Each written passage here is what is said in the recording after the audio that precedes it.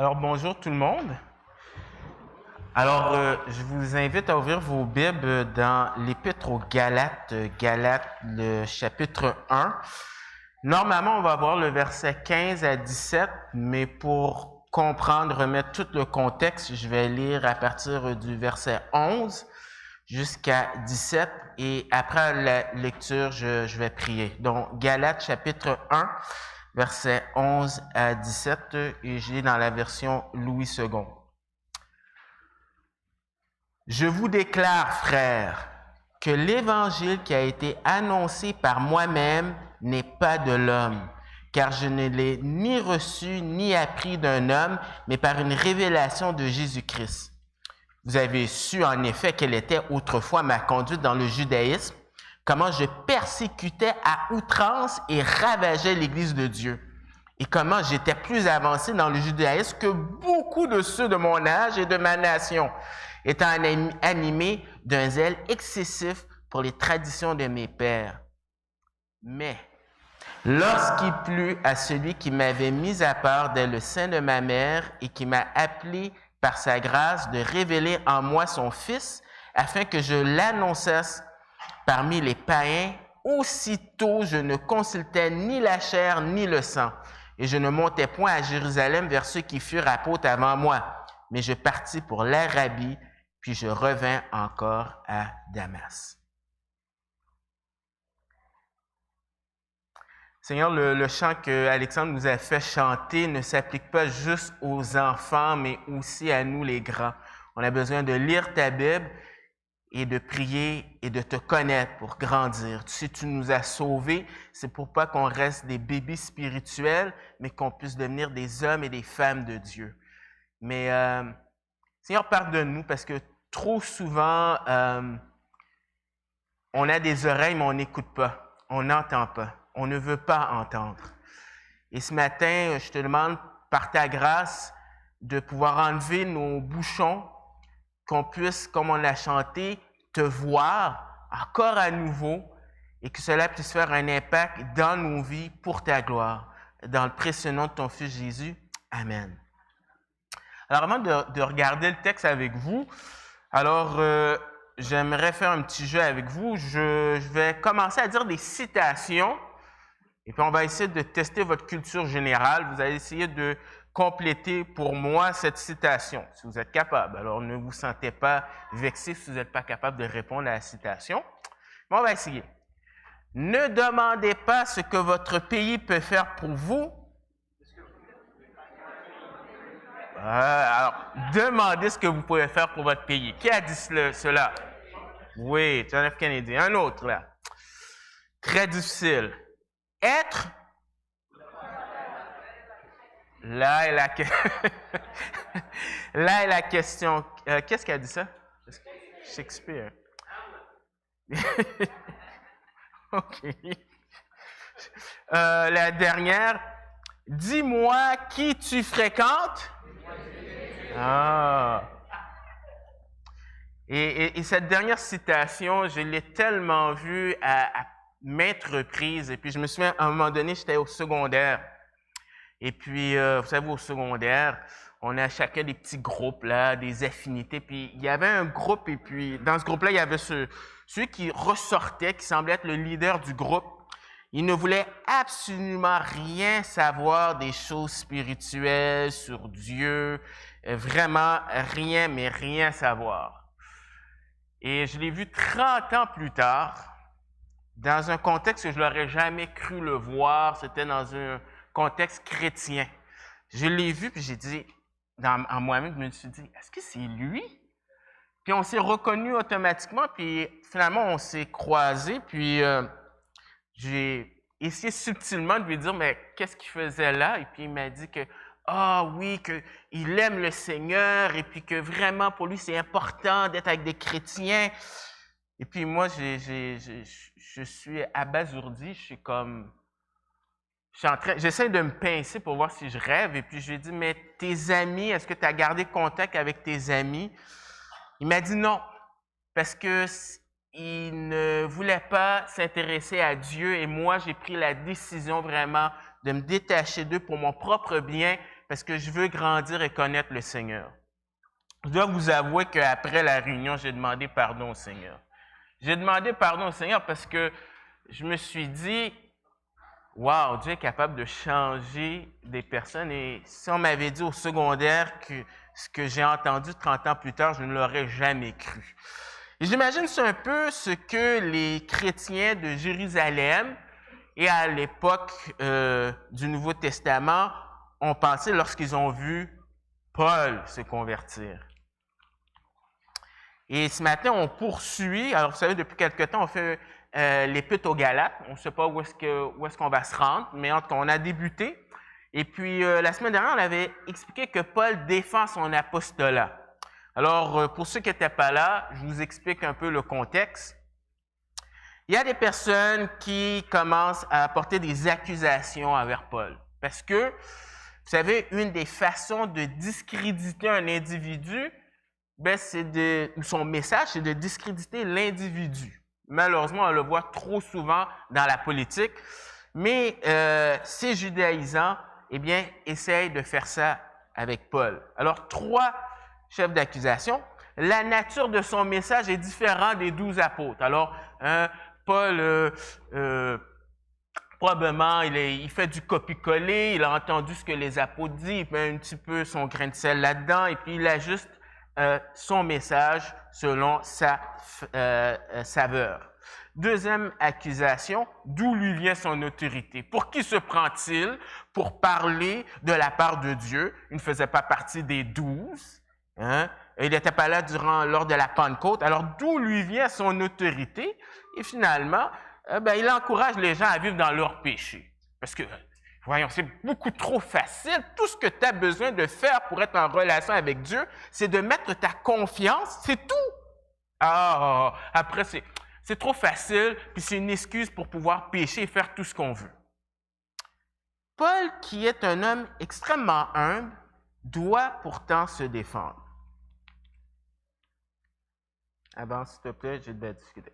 Paul défend son apostolat. Pourquoi il défend? Parce que le message est important.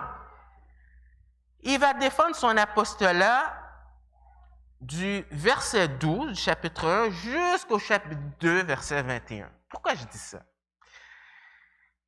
C'est beau de lire la Bible, mais il faut comprendre qu'est-ce qu'on lit. C'est une épître, c'est une lettre. Paul est comme un avocat, il essaie de se défendre. Il faut comprendre le raisonnement, sinon si vous lisez les versets, vous n'allez pas comprendre le fil conducteur. Donc, à partir du verset 12 jusqu'à la fin du chapitre 2, il y a un but en tête, c'est de se défendre par rapport à ces accusations. Et tout démarre à partir du verset 12. Parce que le verset 12, il dit que cet évangile-là, ça ne vient pas de sa propre initiative, c'est un message qui vient de Dieu. Et à partir du verset 12, il construit tout ce qu'il est en train de dire jusqu'au chapitre 21. Alors, j'espère que vous allez lire l'Épître de Galates durant les prochains dimanches.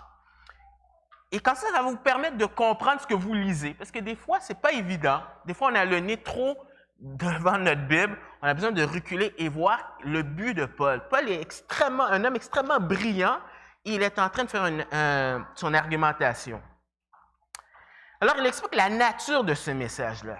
Il l'avait déjà entendu parce que dans le livre des Actes, Actes 13 et 14, son premier voyage missionnaire où est-ce qu'il implante des églises dans la région de la Galatie. Alors, c'est quoi ce message qu'il leur avait dit? Eh bien, dans Acte 13, au verset 38, il dit « Sachez donc », alors c'est la conclusion de son message, « Hommes, frères, que c'est par lui que le pardon des péchés vous est annoncé. » Alors, pardon, ça veut dire, dans l'original, c'est la cancellation de dette. On n'a plus une dette envers Dieu. Et que quiconque, juif, non-juif, blanc, noir, homme, femme, quiconque croit, c'est-à-dire met leur confiance, est justifié par lui. C'est-à-dire, un terme légal, Dieu n'est plus contre toi. De toutes choses dont vous ne pouviez être justifié par la loi de Moïse. Donc, le message est clair que ce n'est pas en faisant des rituels que tu peux être sauvé, mais c'est en mettant ta confiance en Jésus. Donc, il annonce ce message et il va expliquer la source de son autorité. Pour qui se prend-il pour dire ce message-là? Ça, c'est le contexte du débat, en tout cas pour défendre son apostolat, mais le contexte du verset 15 à 17, ça ne paraît pas, mais c'est une seule phrase en grec. Une seule phrase, mais en français, on colle les morceaux pour que ce soit plus allégé. Mais la difficulté, c'est que, à cause que c'est une seule phrase, il faut identifier c'est quoi le verbe principal. Parce que si tu identifies le verbe principal, tu vas comprendre où est-ce que Paul met l'emphase. Alors, dans nos versions, il y a certains mots qui apparaissent au verset 15, ensuite apparaissent au verset 16. Deux fois, il y a des mots qui sont rajoutés juste pour faciliter notre compréhension. Parce que si vous êtes au moins familier avec deux langues, vous savez que lorsqu'on traduit d'une langue à une autre, ce n'est pas du mot à mot. Mais il faut s'adapter selon la compréhension pour l'adapter à la langue de l'individu. Alors, cette phrase-là, le verbe principal, c'est « il plut ». Dans d'autres versions, c'est « juger bon » ou « trouver bon » ou « sa bonté ». Mais ça veut dire quoi? Ça veut dire que Paul, du 15 à 17, tourne alentour que c'est Dieu qui prend l'initiative et qui exerce sa grâce. Parce que si Dieu a jugé bon, c'est qu'il détermine que c'est lui qui décide ça. Donc, il y a un aspect de souveraineté, mais un aspect de grâce, parce qu'il n'est pas obligé. Et c'est sur ça qu'il va parler. Il va parler de comment Dieu a exercé sa grâce et sa souveraineté dans la conversion de Paul et de son appel. Et c'est ce qu'on va voir. C'est les deux points qu'on va voir ce matin. Puis on va conclure avec des applications aussi pour nous. Alors, le premier point, tu peux avancer s'il te plaît. La grâce souveraine de Dieu dans le salut de Paul. Paul parle de sa conversion. Et 5 fois au moins dans le Nouveau Testament, on retrouve dans Acte 9, Acte 22, Acte 26, Philippiens 3 et ici Galates. Donc, il met l'emphase sur ça et c'est pas pour rien que le Saint-Esprit l'inspire à parler de sa conversion. Donc, c'est quelque chose d'important. Paul est sauvé malgré sa vie passée. Regardez au verset 13. On dit, « Vous avez su... » Alors, tout le monde savait ça, là. En effet, quelle était autrefois ma conduite dans le judaïsme, comment je persécutais à outrance et ravageais l'Église de Dieu, et comment j'étais plus avancé dans le judaïsme que beaucoup de ceux de mon âge et de ma nation, étant animés d'un zèle excessif pour les traditions de mes pères. Alors, c'est quoi la vie passée de Paul? C'est un persécuteur des chrétiens, un destructeur de l'Église, et c'est un homme religieux. Persécuteur de l'Église. Alors, dans l'original, le texte dit qu'il persécutait constamment les chrétiens et à outrance. On avait dit que dans le français, littéralement, c'est hyperbole. Ça veut dire que Paul, c'était pas le genre d'individu que tu voudrais rencontrer face à face avant sa conversion. Et la persécution, c'est une réalité qu'elle a depuis longtemps et qui est encore de nos jours. Derrière, sur le babillard, vous avez une carte du monde avec les 9 pays qui sont en tête de liste de la persécution des chrétiens. C'est par porte ouverte, mais peut-être qu'il y a certaines personnes qui vont dire « Oui, mais c'est biaisé parce que c'est des chrétiens qui organisent cela. » Eh bien, il y a quelqu'un de l'Église qui m'a donné un article, peut-être que vous l'avez lu, c'est dans le Journal de Montréal. À ce que je sache, le Journal de Montréal n'est pas chrétien. Et c'est l'actualité internationale. Les chrétiens, groupe religieux les plus persécutés du monde. Les chrétiens constituent 80% des personnes persécutées pour des motifs religieux en faisant le groupe religieux le plus persécuté du monde. C'est à cette conclusion étonnante qu'arrive un groupe de chercheurs indépendants mis sur pied par le gouvernement britannique. Donc, ça ne date pas de hier. Et Paul, eh bien, c'était lui qui était en tête pour cela. Donc, et pourtant, Dieu le sauve. Et au verset 15, on dit, mais lorsqu'il plut à Dieu, lorsqu'il plut à celui, c'est-à-dire Dieu, à celui qui m'avait mis à part dès le sein de la mère et qui m'a appelé par sa grâce.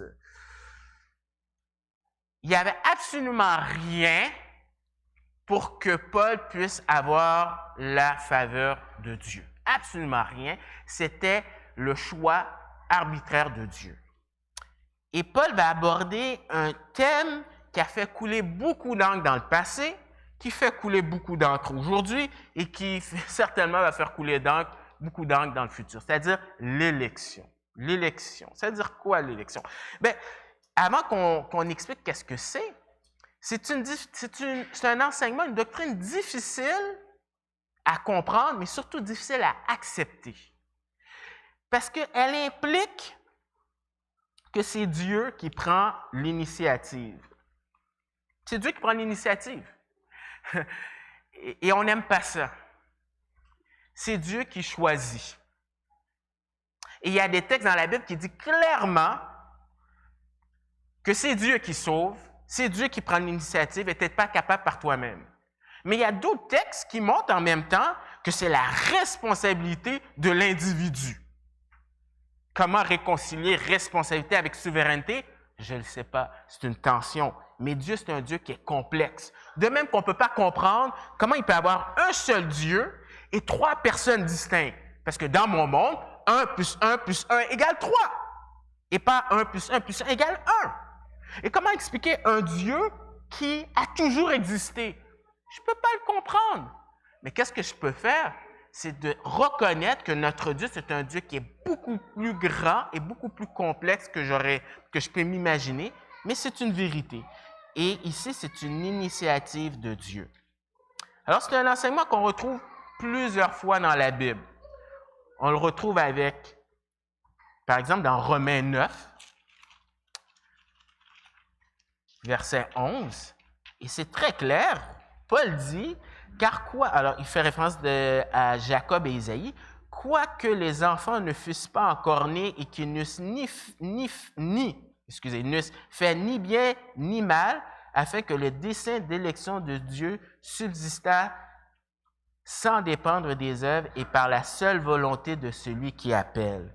Donc, c'est Dieu qui décide. Mais il y a d'autres textes. Deutéronome 7, versets 6 et 7 dit ceci, parlant d'Israël. Parce que, après le fiasco de la tour de Babel, Dieu décide de prendre une nation pour servir de lumière pour tout le monde et il décide de choisir Abraham, qui faisait partie du pays d'Ur, là où est-ce qu'ils adoraient la lune. Et il décide de prendre Abraham et de faire d'Abraham une nation pour rejoindre le monde. Pourquoi il a choisi Abraham? Pourquoi il n'a pas choisi Job?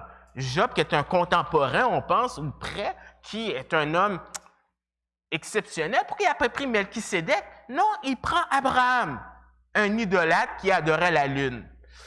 Eh bien, au chapitre 7 du Deutéronome 6-7, il dit « Car tu es un peuple saint pour l'Éternel ton Dieu. L'Éternel ton Dieu t'a choisi pour que tu fasses un peuple qui lui appartient entre tous les peuples qui sont sur la face de la terre.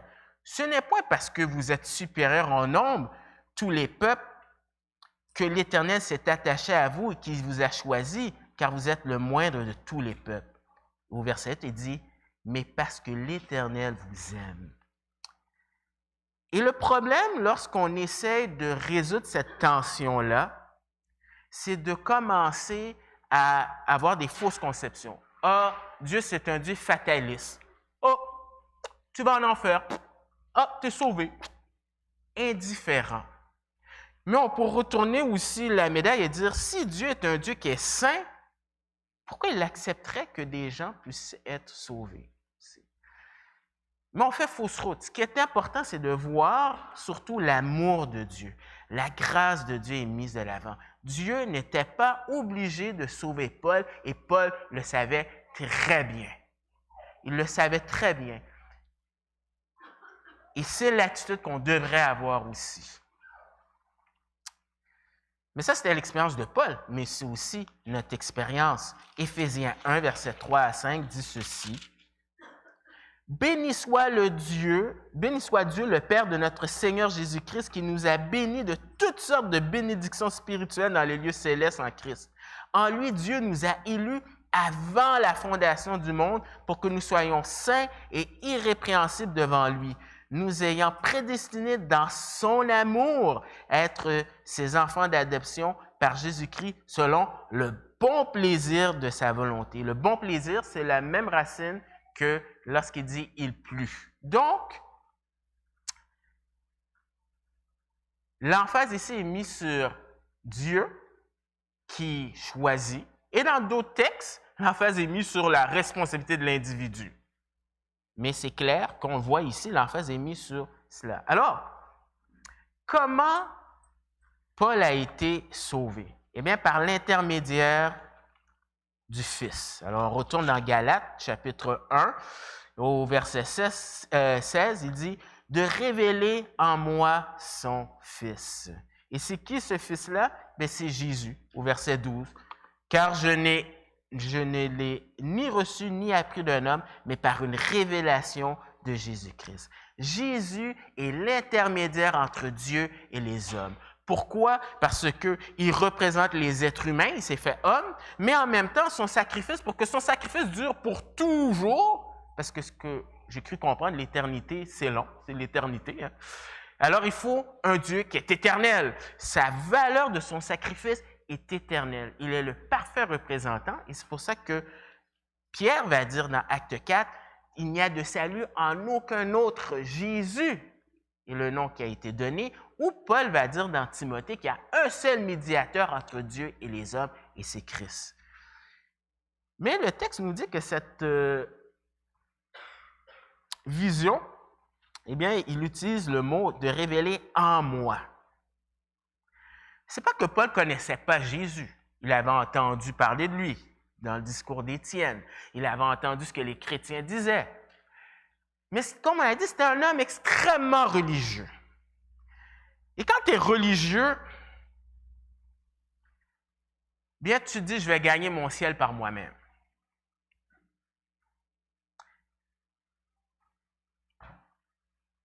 Être né dans une famille chrétienne, c'est une grâce. Mais ça peut être un piège aussi. Parce que tu entends depuis toujours, « Ah, tu as Dieu a tant aimé le monde qu'il a donné son Fils unique afin que quiconque croit en lui ne périsse point, mais qu'il ait la vie éternelle. » Oh, je la connais l'histoire. Je la sais, je sais. On peut passer à autre chose. Tu me racontes toujours cette histoire-là. Ah, écoute, j'ai jamais tué personne, je vais à l'église, écoute. Mais lui, par exemple, oh oui.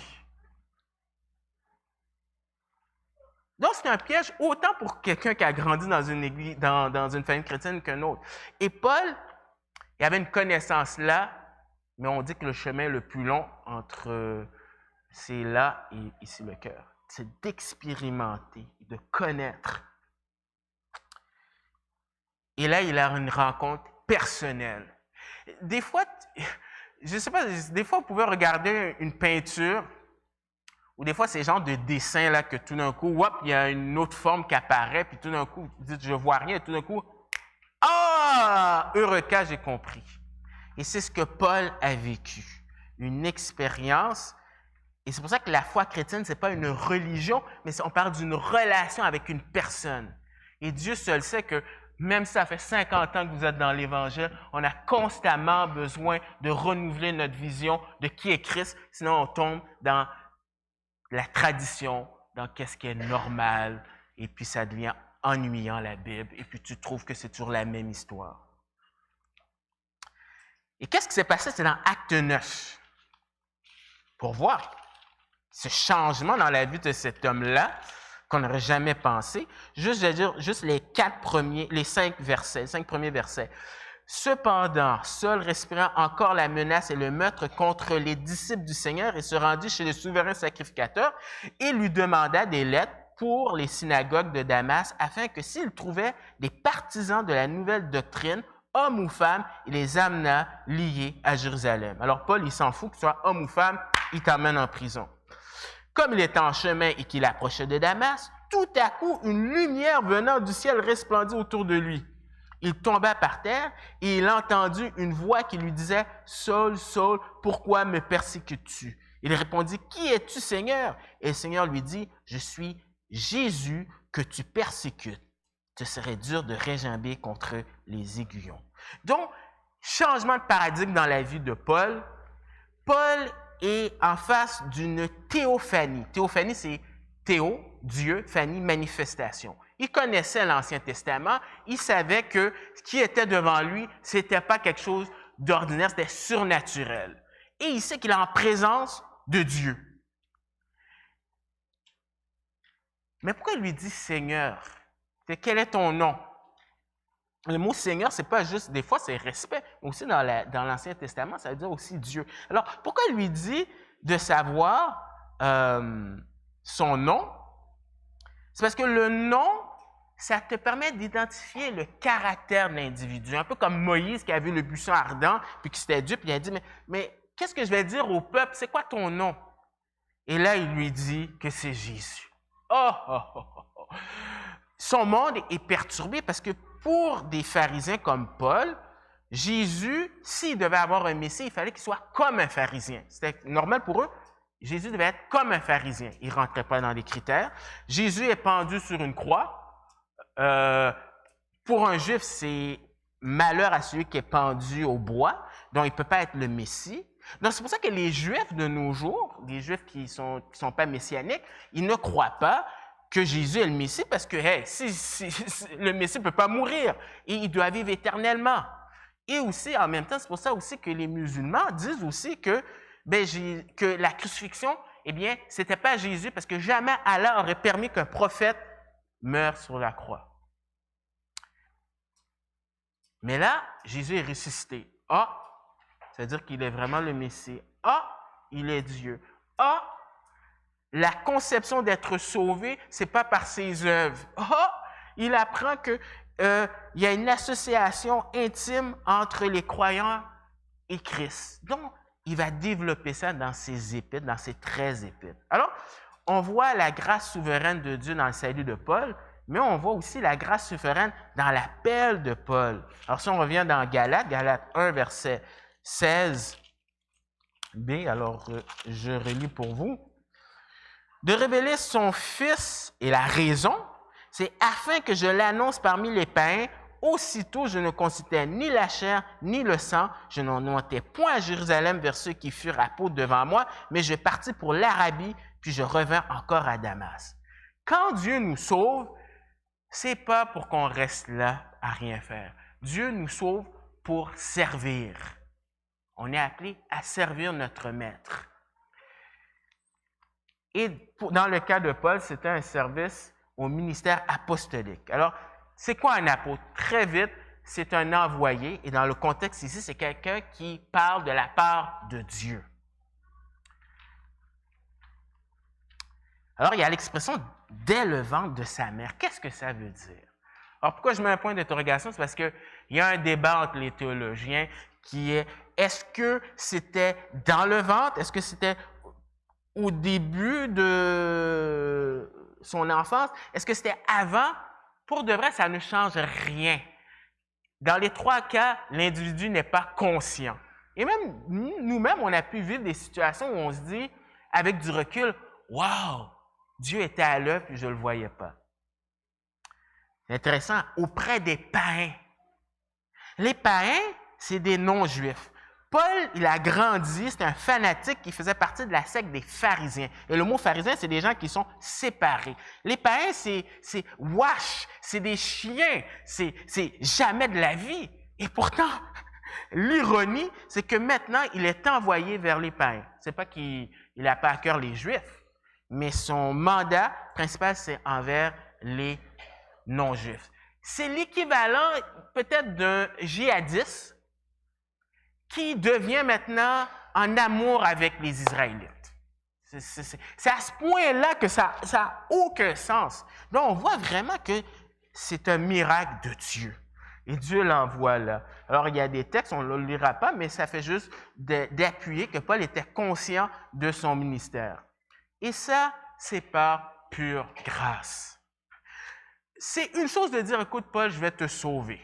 C'est une autre de dire, tu sais quoi, tu vas devenir un de mes représentants. C'est comme, voyons, C'est quelqu'un qui tuait les chrétiens. Et là, maintenant, tu te places dans une position d'honneur. Et Paul était conscient que c'était par pure grâce. Parce que dans Romains 15, versets 15 à 18, il dit ceci. Cependant, à certains égards, je vous écris avec une sorte d'hardiesse comme pour réveiller vos souvenirs à cause de la grâce que Dieu m'a faite d'être ministre de Jésus-Christ parmi les païens, m'acquittant du divin service de Dieu afin que les païens lui soient une offrande agréable, étant sanctifiés par l'Esprit Saint. J'ai donc sujet de me glorifier en Jésus-Christ pour ce qui regarde les choses de Dieu, car je n'oserais mentionner aucune chose que Christ n'ait fait par moi pour amener les païens à l'obéissance par la parole et par les actes. Paul n'a jamais oublié que c'était par grâce. Le danger, c'est que qu'importe quel ministère que tu exerces dans l'Église, c'est de penser tout d'un coup que « Hey, je suis bon finalement. Oh, j'ai la capacité d'enseigner. Oh, je dois être bon. Oh, je joue de la guitare. Oh, finalement, je dois vraiment tellement être bon. » Mais c'est juste se rappeler. C'est pour ça que Paul, c'est un homme qui est humble. Parce que cette rencontre avec Jésus l'a brisé. Il sait à sa juste valeur qui il est.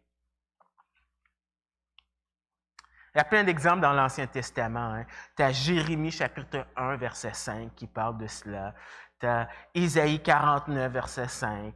Tu as le psaume 139, 13 à 16, qui te donnent tous des exemples comment Dieu intervient dans la vie de la personne sans qu'elle soit consciente.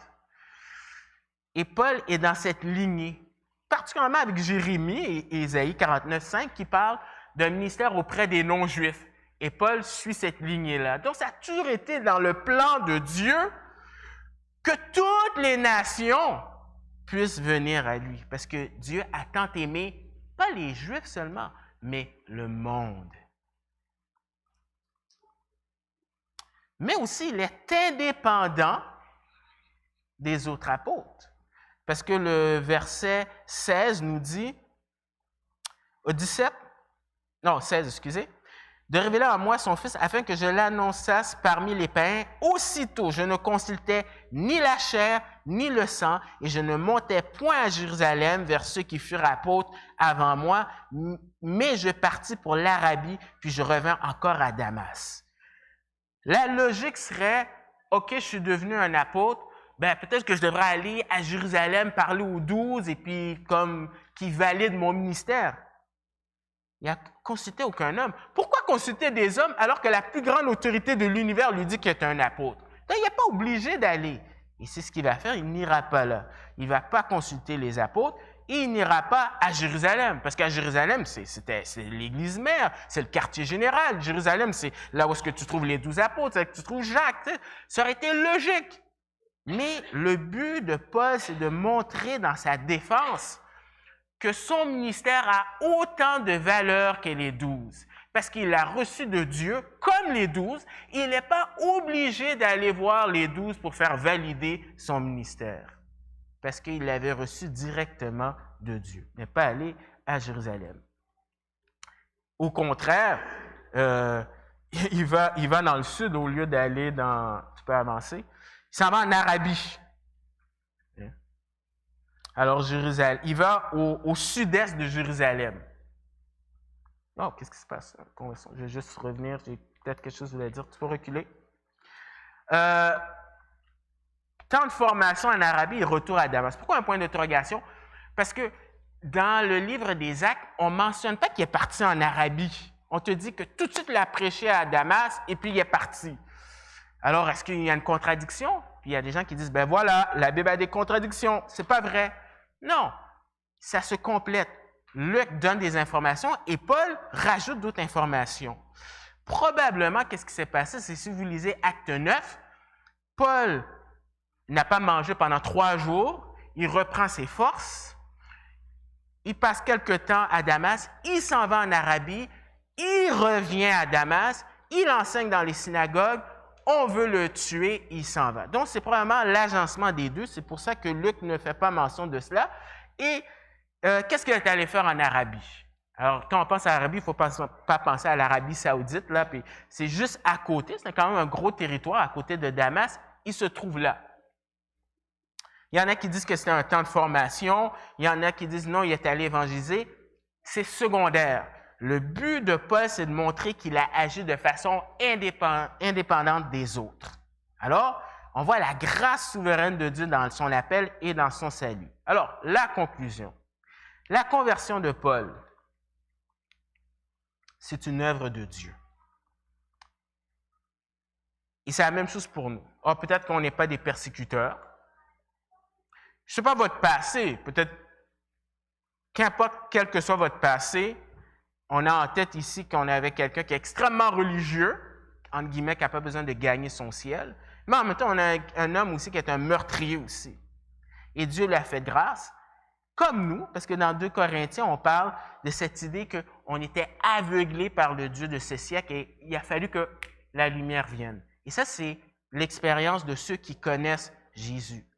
Pas ceux qui ont entendu parler de Jésus, mais ceux qui connaissent une intimité, la lumière s'allume.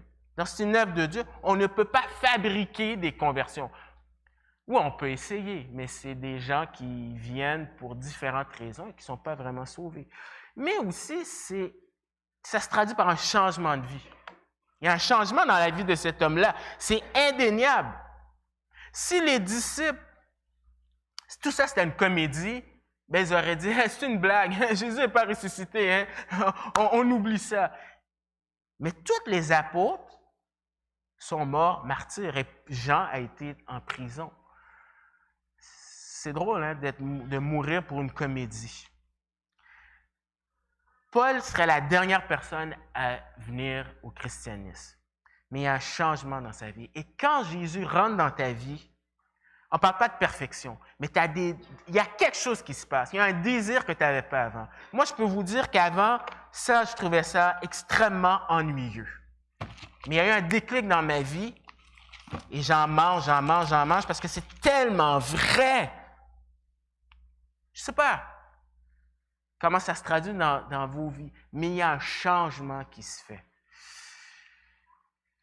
Et Paul dit dans 2 Corinthiens 5, verset 17, ça vaut la peine de le dire, de le lire, de regarder ça. Il dit dans 2 Corinthiens 5, verset 17, « Si quelqu'un est en Christ, il est une nouvelle créature. Les choses anciennes sont passées, voici, toutes choses sont devenues nouvelles. » Comprenez-moi, on ne parle pas de religion, on parle d'une transformation à la contact de quelqu'un qui est vivant.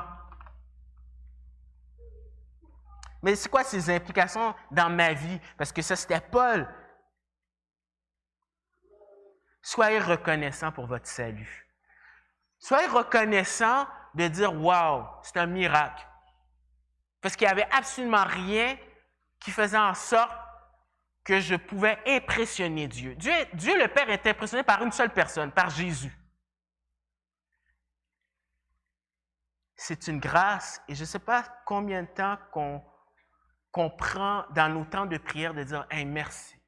Merci de m'avoir sauvé. » Il y a un chant qui dit je ne sais pourquoi dans sa grâce, Jésus m'a tant aimé. Mais je sais.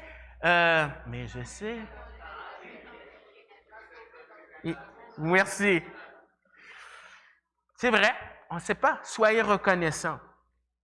Deuxième point, avance s'il te plaît. Continuez de prier pour votre famille et amis. Encore une fois, si cet homme-là, et je pense que ce n'est pas pour rien qu'il ait mentionné 5 fois sa conversion, c'est pour nous rappeler. Puis c'est tellement facile d'être découragé, de dire « Cette personne ne croira jamais en Jésus, il ne veut rien savoir. » Mais ce texte-là nous encourage de prier et demander à Dieu, parce que si Dieu a sauvé l'homme qui ne serait jamais venu à Christ, ben Dieu n'est pas impressionné par vos collègues, vos amis qui ne veulent rien savoir. Donc, continuez à prier. Et dernier point, reconnaissez la souveraineté de Dieu en toutes choses. Avec le temps, je pense que notre conception de Dieu, on met Dieu dans une boîte. Et c'est ça que ça fait la religion, la tradition. On met Dieu dans une boîte, on ne réalise pas à quel point Dieu est tellement grand. Notre vision de Dieu est tellement petite, on est comme les 10 espions. On voit les géants, mais on ne voit pas le Dieu qui est plus grand que ces géants-là. Et pour développer cette vision de Dieu, eh bien, il faut continuer à le chercher dans la parole, à chercher sa face et de réaliser, quand Dieu est grand, quand tu vois la grandeur de Dieu, tu ne vis pas la maladie de la même façon. Tu ne vis pas des épreuves de la même façon. Tu ne vis pas les choses comme les non-croyants vivent ou comme les gens religieux le vivent. Parce que tu as expérimenté que tu sais que ce Dieu-là, il est grand. Et finalement, je ne l'ai pas mentionné ici, mais il y a une implication aussi pour ceux qui ne connaissent pas le Seigneur. Parce qu'on parle de conversion. J'ai dit oui, c'est une œuvre de Dieu, mais en même temps, c'est une responsabilité. Et ce matin, je n'ai pas le pouvoir, ce n'est pas mon rôle, et je ne peux pas lire dans votre cœur. Mais la balle est dans votre camp aussi.